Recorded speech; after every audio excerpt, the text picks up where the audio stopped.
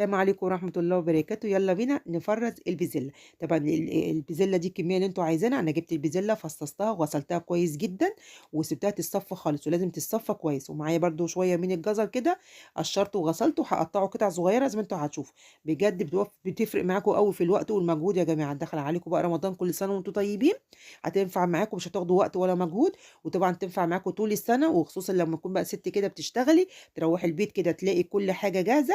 طبعًا أنا نزّلت لكم طريقة الصلصة عملت الطماطم صلصة متفرّزة، أنتِ طبعًا طلّعي كيس الصلصة وطلّعي كيس الخضار، أنتِ كده خلاص عملتِ الفطار أو عملتِ الغدا زي ما أنتِ هتكون دلوقتي إمتى بتعملي الأكل، وطبعًا بقى الكمية اللي أنتِ بتشيليها وتفرّزيها دي على حسب عدد أسرتِك، أنتِ بتحطّي قد إيه، زي ما أنتم هتشوفوا كده، هاحط بقى كمية من البسلة أو البسلة، وبعد كده أحط شوية من الجزر، ولمّا نيجي نقفل الكيس لازم نفرّغه كويس من الهوا، ولمّا نيجي نطبخ نطلّع الكيس من الفريزر نحطه على طول في الصلصة، ما ينفعش يطلع يفُك يا جماعة ولا يسيح، يطلع كده الكيس على طول على الصلصة زي ما أنتم شايفين كده، بجد هتفرق معاكم أوي، ويعني ولا وقت ولا مجهود، طول السنة مش شرط رمضان بس، طول السنة.